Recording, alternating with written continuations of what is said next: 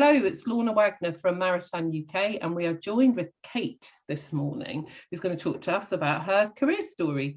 Hi, Kate. Could you give us your full name, tell me who you work for, and tell me what your job title is, please? Hello, so I am Catherine Louise Davies, otherwise known as Kate or Bob to some of my friends, and I work for a company called QinetiQ as a production scheduler. Fantastic. So what first drew you to the sector, Kate? So I grew up in Portsmouth, home of the Royal Navy. Maritime has always been in the blood, but I actually fell into the sector slightly more. I got an interview with QinetiQ and decided to go and attend just for a site tour, in all honesty, because no one knew what they did. And it was fantastic. Best site tour I've ever been on, and 10 years later I'm still giving site tours now, so it's great. Fantastic. Maybe not in the pandemic, but once life goes back to normal, you'll be having people on site again. Oh yes.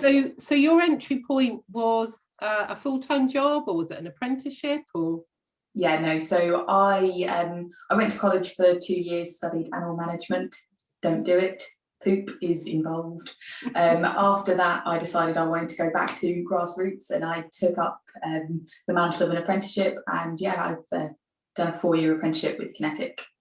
Okay, and you've completed that now, have you?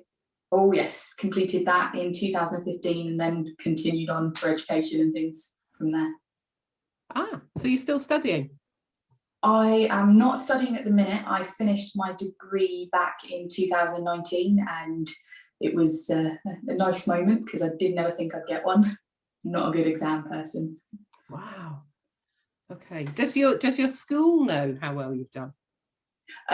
Yes, they do. I've actually been back for a couple of STEM events with them. So I've done some careers talks with their students, and I think an interview day as well. Oh, fantastic. Right, back to the actual questions. Sorry. So what's your career goal, Kate? I don't have a specific career goal, like position that I'm looking for, but I think at the minute my career aspiration is to say yes to every opportunity. So it's not the kind of thing where I am where I expected to be. I very much didn't expect to be where I am now, but actually I've evolved across the 10 years that I've spent with QinetiQ, and every opportunity that I've had to say yes, I've tried to say yes, and it's worked wonders for me. I'm really happy with where I am. Fantastic. So who's been the most important person along your journey so far? From a personal point of view, it would have to be my mum. She has been a definite supporter of absolutely everything. She's fantastic. But from a professional point of view, I would have to say that it is my first manager, Bob.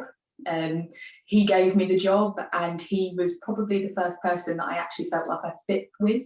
So I didn't necessarily fit in with school, but I met him and the other guy that I was going to be working with, and I was like, oh my God, these are my people. And it was fantastic.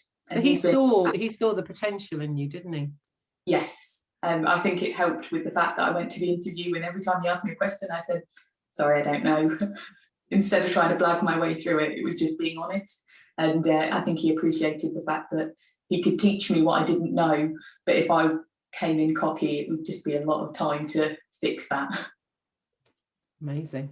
And last question. So what advice would you give your 16-year-old self if you could? You're not weird, you're unique. I have a lot of feelings, or I had a lot of feelings that I was weird and I was different and things. And realistically, yes, I am different, but ultimately my different is unique, just like everyone else's different is unique. I think it's best to embrace that and play to your strengths, not your weaknesses. Yeah, fantastic. That's brilliant. Thank you very much for your time.